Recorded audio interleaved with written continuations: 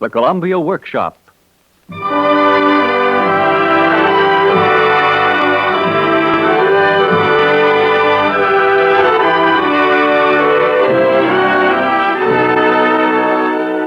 Tonight, the Columbia Workshop presents a new radio drama written by Abram Polanski and directed by Mark Slobe, entitled Florrie and the Country Green.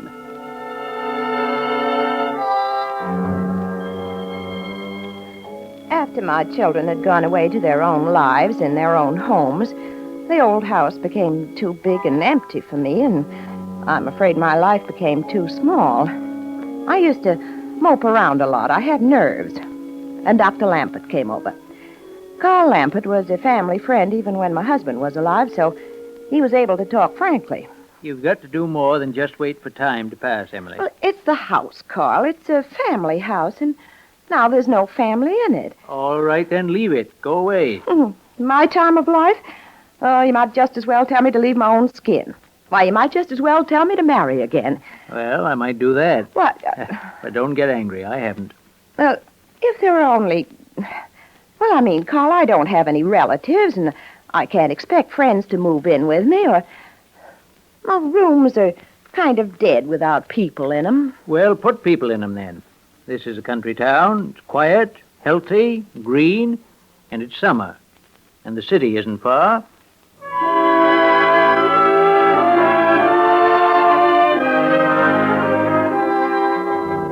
And that's how they came. I put an ad in the New York paper, and the very next Wednesday they sent me a letter, and on Sunday they arrived. Yes? I'm Mrs. Anna Wilde, and this is my daughter. Put your harmonica away. This is Florrie. Oh, come in, Mrs. Wilde. Come in, Florrie, dear. The child never smiled. She clutched a harmonica in one hand and an old doll in the other. She was very much like a doll herself, with big black eyes and a black crop of hair, small, quiet, unsmiling. Say hello to Mrs. Brandon, Florrie. Hello. Hello, Florrie. And the child stood there, her grave eyes going beyond me, and I suddenly got the feeling that she was waiting. Her mother and I didn't seem to exist, only something beyond us. And as she looked up the stairway, I found myself looking, too. But there was no one there. No one could have been there. She just looked. She listened almost as if for a footstep or a voice. Stop dreaming, Florrie. Where are your manners? The child's gaze came back to us, cool, remote, as if we didn't exist. Then she put the harmonica to her lips and played. Then she listened again, as if she had blown a trumpet like a little Gabriel and was waiting for the dead to rise. Florrie. I've got your room all fixed up, Mrs. Wilde. It's a nice corner room with 4 windows, and the big maple puts its branches in. It's always green, always sunny, and always cool. I hope you'll be at home here, and Florrie, too. Oh, I'll carry the bag. That's all right. I can carry it. Just up these stairs, this way. I'm sure you're both going to be very happy here. Well, I hope so. As long as it's quiet, Well, that's my main trouble. It's been too quiet here. It won't be mine. Come, Florrie. The child hesitated, and then she lifted the harmonica and blew again. She waited, positively intent for some reply. Listening. Florrie, I'll take it away from you. Well, the child sighed and with a melancholy indifference went right up the stairs after us. And that's how they moved in, for a month. Well, that was our arrangement. I wasn't so companionable as I'd hoped. In fact, it was just the opposite. And I told that to Mr. Fix-It, Carl Lampert, M.D. Not only is the whole village sorry for me because I have to take in boarders, but I might just as well be living by myself. It's all your silly idea, Carl. Oh, now, Emily. I might just as well be living in the house with 2 ghosts. At least I wouldn't have to be getting 3 meals a day. They just rattle their chains and go about their business. After all, Carl... Well, it's just a mother and daughter, not a vaudeville troupe. I don't like Mrs. Anna Wilde, if that's her real name. She's a cold, unsmiling woman. But Florrie And Florrie is queer. That's all, a queer child. She never smiles, and she blows that silly thing and waits. Waits? Waits, as if she were calling someone. Very queer, Carl. Where's the father, if there is one? Where's the husband? I don't even know if she has one or not. Oh, Emily.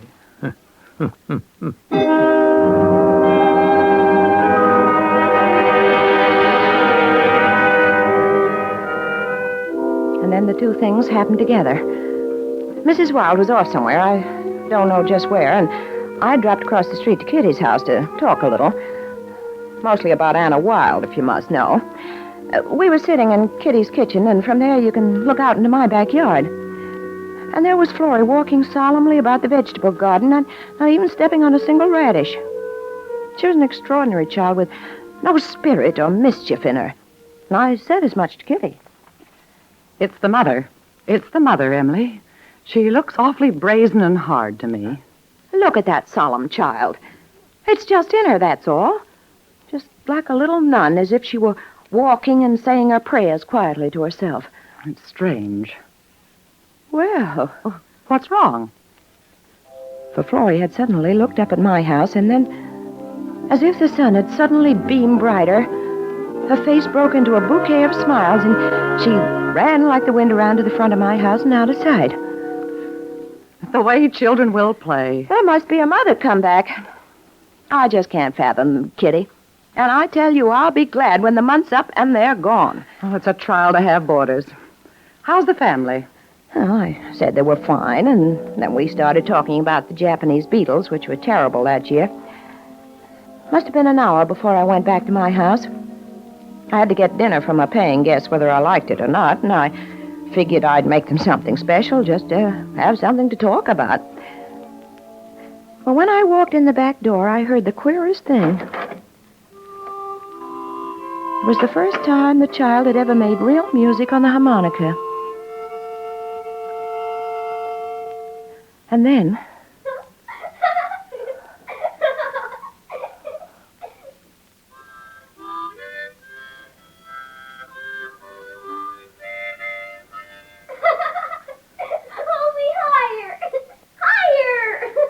I'd never heard her play with her mother that way, and I started to go to the front and upstairs when...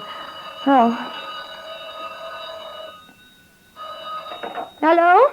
Hello, Emily. This is Kitty. Oh, yes. Mrs. Wilson just called me, and she wants to know if you can come to the Red Cross meeting tonight. All the girls are going to be there, and we have to decide about that rummage sale next month. Just a minute, Kitty. Florrie! Florrie! I knew the door had opened and closed. Florrie! What's wrong? Nothing. I think the child went out. Yes, Mrs. Brandon? Oh, well, didn't you go out? What's that, Emily? What did I do? Nothing. I'll drop over later. Goodbye. Goodbye. Did your mother go out, Florrie? She wasn't here. A dryness came into my heart. The child stood there just quietly, holding the old harmonica in her hand. She watched me with steady, unfrightened eyes, as if judging me. Well, who were you playing with? She didn't answer. My throat began to tighten. It was the queerest, funniest feeling, like what you get after a bad dream. Will you promise me, Mrs. Brandon? Promise you what, child? Not to tell. Not to tell what, Florrie? Will you promise? But I have to know what I'm promising. My father was here. He doesn't want my mother to know, and I promised him. Will you promise?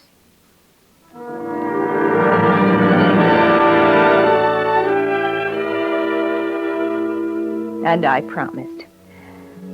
I've been reading newspapers long enough to recognize the old story of a quarreling husband and wife. And I realized that Anna Wilde must have just taken the child and hidden out in the country with me to get away from her husband. But then from the way the child's face had lit up, didn't take me long to figure which partner in the marriage was the bad one. And I got to hate Mrs. Wilde a little. My heart went out to the little miss. Of course, I didn't say a word to Anna Wilde when she got back. But I did tell Dr. Lambert. No, not that I intended to, but he started it. Guess who I saw this afternoon, Emily? Oh, Carl. Is it worth a taste of that currant preserve? I'm saving it for winter. And I guess I'll save my story for winter. Here's the preserves. Well, I'm not going to lick it up with my fingers. Don't be so provocative, Carl. Tell me. Why, I was coming back from a visit to Ida Winter's boy. Say, this good. Awful good. Yes? He's in his 5th day with measles. I hope the baby don't get it. They always do. They always don't. I happen to know, Carl. Well, never mind. Anyway, I took the shortcut over that dirt road that goes by the dairy farm, and I passed a little blue coupe parked near the brook. And who do you think was in it? I know. You know what? How could you know? He was here this afternoon, so they must be making up. Who was here? Mrs. Wilde's husband. Oh, what time? About 4. Well, then the man with Mrs. Wilde wasn't her husband. It was about 4 when I saw him. Dark chap, very thin, tall. Is that her husband? Well, I didn't see Mr. Wilde. I was talking on the phone, and... Oh, Mrs. Wilde. I saw you come in, Dr. Lampert, and I just wanted to tell you whom you saw me with in case you started discussing it. Mrs. Brandon, my husband left me a few months ago. He just left without saying a word or leaving me a dime. And the man Dr. Lampert saw me with is my gentleman friend, just like yours. Well, You mind if I invite him to the house? why should I mind? Well, thanks. I just want to keep things straight. I'm not hiding anything. There's nothing to hide. Well, Frank, isn't she? Frank. Well, I am your gentleman friend. Carl. Well, what am I then? I can see everything, Carl. I don't blame her husband for leaving her. What with Anna Wilde having a gentleman friend in a little blue coupe. Mr. Wilde was here this afternoon to see the child. And he made her promise not to say he'd been here. And I promised Florrie I wouldn't say anything. But imagine the nerve of a woman walking in and telling us... Well, looks like you've got an angle of a triangle living under your roof. Don't eat all the preserve, and don't tell me I have a triangle under my roof. I have nothing of the kind. Poor little Florrie. You should have seen her face light up when the father came. Oh, I thought you didn't see him. But I saw her run to him. I was at Kitty's house looking out of the window. I'm going to ask Florrie when he's coming again. Must be Mrs. Wilde's fault, I can tell. Imagine a blue coupe. Well, I didn't much like the looks of the friend. And I don't like the looks of the whole thing.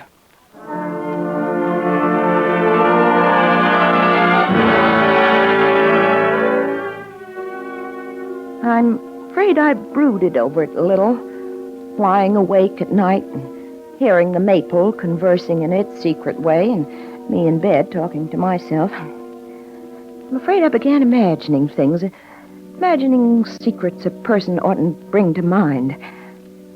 And always before my eyes was little Florrie, holding her harmonica, being quiet and sober. Then suddenly her face would break with joy. She loved the father, and I wondered when he would come again. But the other one, Mr. Ed Deasy, Anna Wilde called him, Mr. Deasy was coming on Friday night after dinner. I invited him over, Mrs. Brandon. You said you wouldn't mind. Why should I mind, Mrs. Wilde? Well, this is a small town, and You said your husband left you. Are you getting divorced? Yeah, I guess I'll have to. Don't you want to see him again? A blank, hard look came across her eyes like two separate and different lids, and she blinked. No, I don't want to see him again. Well, that's your business, Mrs. Wilde, but what about the child? She's my child. Since that was the fact, I didn't say anything. I called Carl up and asked him to come over. I don't know, but I just didn't feel respectable having that Mr. Deasy over, and I felt that Carl, being a doctor and used to anything, would give the meeting a settled touch. Well, after Florrie was put to bed, Mrs. Wilde left, and I went down the cellar to get some of my fancy mixed pickles and some of my preserve. Well, I figured I'd make it an occasion because I wasn't a boarding house landlady, no matter what Mrs. Wilde thought. I had the jars in my hand, and I opened the cellar door. When I heard it again, the father had come in. Well, I stood there rooted to the ground. I hadn't heard the front door open. The tune played on, and then it paused.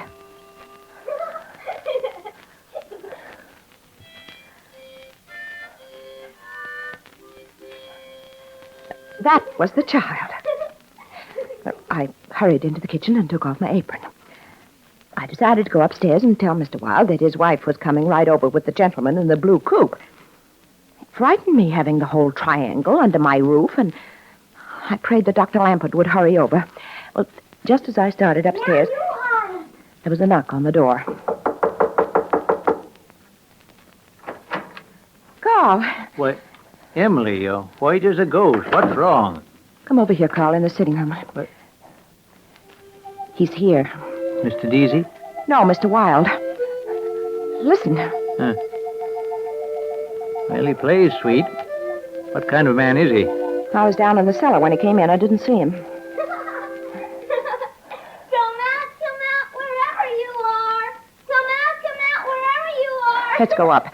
If his wife and that man come together... Well, maybe it wouldn't hurt if they did come. I don't want that kind of a scene in my house, Carl. And if you All right. Let's go up. Do I look all right? Do you mean do you look beautiful or presentable? I'm not that old, but I merely have to look presentable. I didn't say you were so old. It's kind of funny, don't you think, Carl?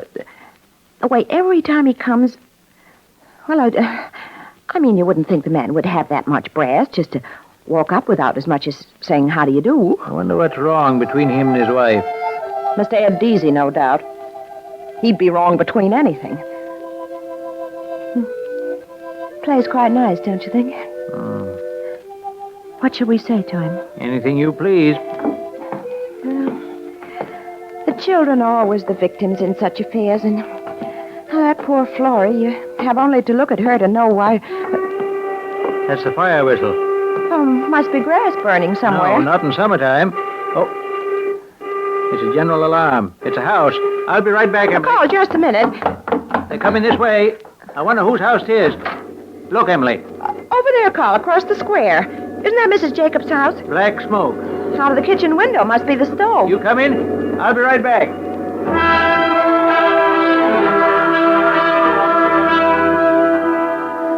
I stood there watching, feeling excited and sorry for Mrs. Jacobs. Black smoke poured out of the windows, and the volunteers arrived. They ran into the house, and then they all came out laughing. I could see Carl coming back across the square, and at the same moment, the little blue coupe stopped in front of my door. It was Anna Wilde and that man.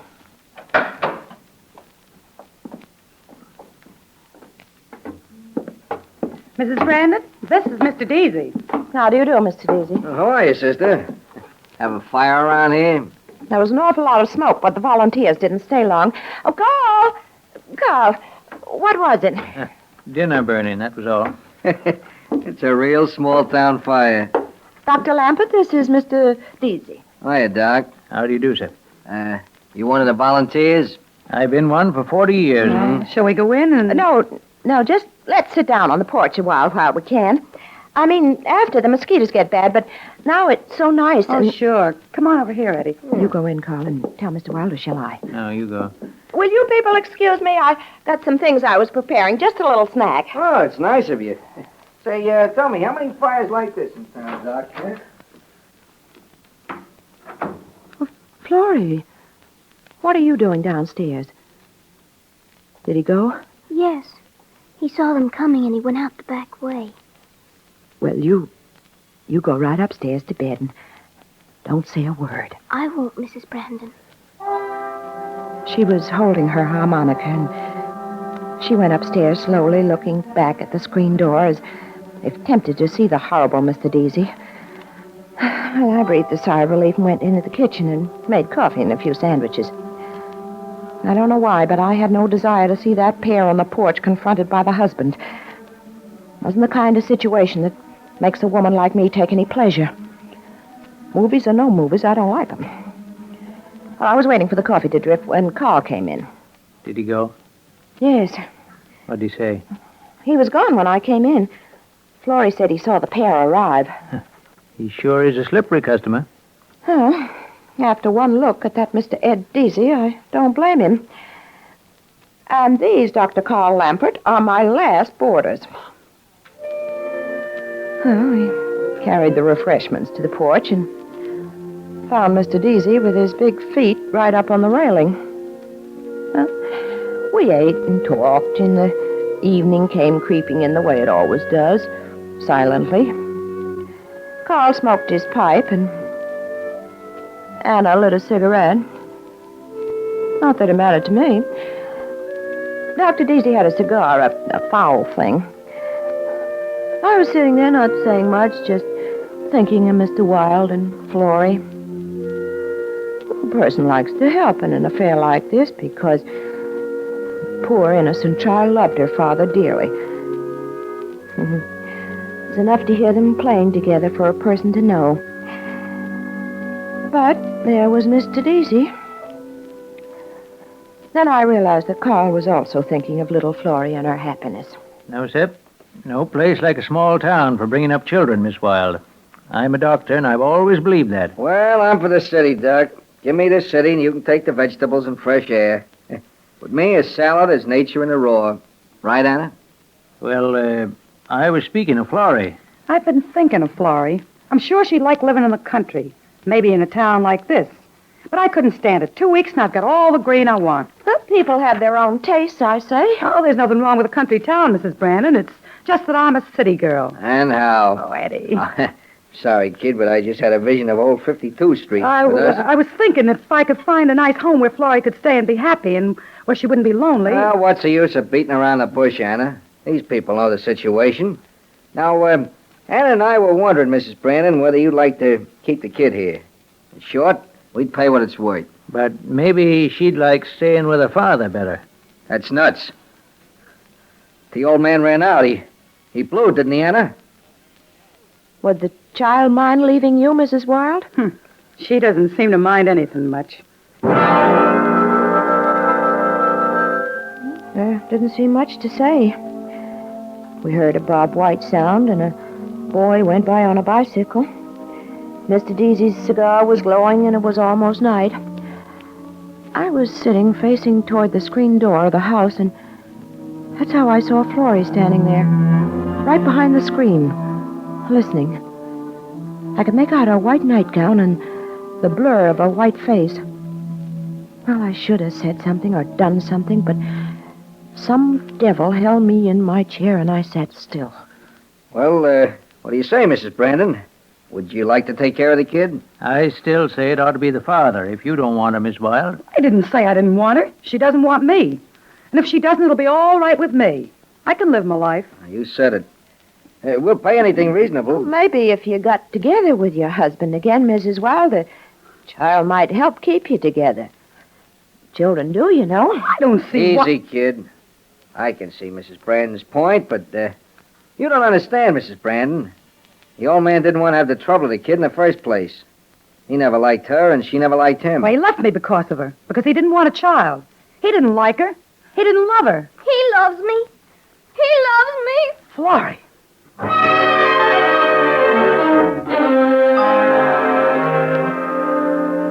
She faced the pair, white in her white nightgown, and she was crying. He does.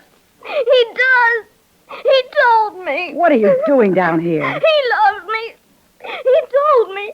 He picked me up and he said he loved me. He said he'd never let you take me with you.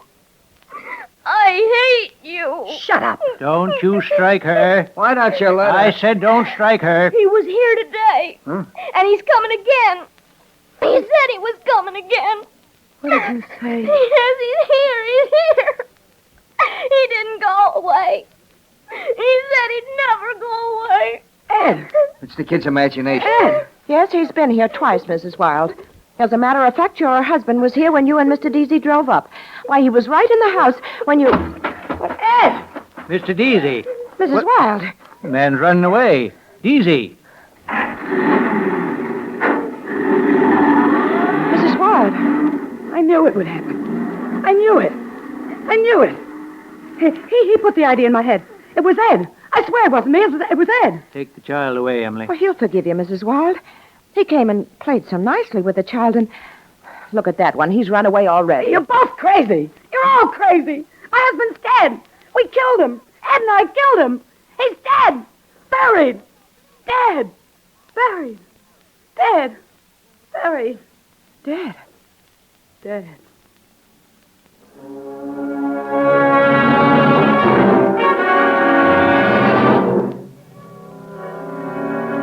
Of course, Carl and I never breathed a word about those two visits of Mr. Wilde. and they took her away. Mrs. Wilde, I mean. She was mad, stark, raving mad. But the police got the story from Mr. Ed Deasy, and it was sordid and dirty the way those stories are, and he was going to get what he deserved. But she escaped it, at least. She just never knew anything anymore. So we got in touch with poor Mr. Wilde's relatives in Kansas, and 2 weeks later, little Florrie, smiling and happy, was ready to leave. Well, I got everything, I think. Tickets, the bags, the box of candy, the doll. Yes, everything. And now we'll go down to the station, Florrie. Yes, Mrs. Brandon. Carl, here's the child's harmonica. I'll put it in your pocket. Your arms are so full. All right. Well, everything's under control. Oh, we drove down to the station, Florrie sitting between us, and there were quite a number of nosy neighbors around, just dying out of morbid curiosity. But we hustled her into a compartment on the train. Goodbye, Florrie, dear. The nurse on the train will be in a minute, and you just do as she says until you get to your aunt and uncle. Yes, Mrs. Brandon. And here's your doll and these picture books. You be a nice girl and write us a letter, won't you? Yes, Dr. Lampert. Goodbye, child. Goodbye. Goodbye. Will you kiss me, Florrie? Yes, Mrs. Brandon. Goodbye, dear. You know, I just don't get it, Emily. We have to get off the train. Oh, there's time, and I'm coming. But how could the child invent a story like that? I mean, about the father coming. And have you, Emily, believe in it? You mean it's my fault? No, but you backed the child's imagination up, and that's what did it. Well, how was I to know the poor man had been dead and murdered? But, Emily, you told me you heard him. It was the way she pretended to play with him. I mean, talking to him and laughing as if he were there in the room. Hey, we have to get off the train. All right, come along. But, Emily, you said somebody played tunes on the harmonica. Well, you heard her. I didn't hear her. Come along, you did, and so did I. But how she... There, you see? She did play it, and she's playing it now. Just open the compartment door and see. I just... No, there's no time. Come on. Well, you can't make me believe that... We're getting off, Emily. Hurry. Carl, now, don't drag me that way. It isn't decent. All right, please, this way. Well, I looked at the compartment window, but the shade was down. I waved anyway, thinking I saw her white face peering from behind a lifted edge of shade. Well, at least it wasn't a ghost. But how a child... Emily. Hmm? Look. The harmonica. Yeah. I forgot to give it to her. But what? But she played it, Carl. She played it. How could she? I've got it here. Let's go, Emily. I say let's go. But, Carl... Now, what do you think it was? I don't know. I just don't know.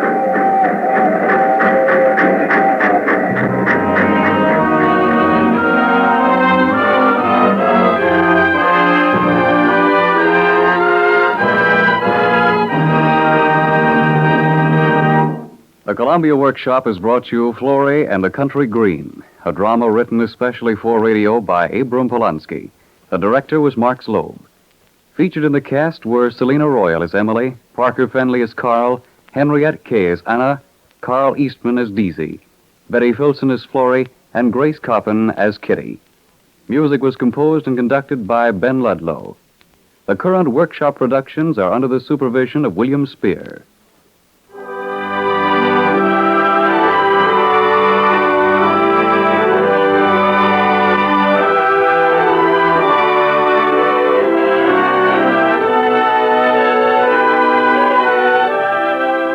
If you can't go, write. Letters give our boys a lift. This is the Columbia Broadcasting System.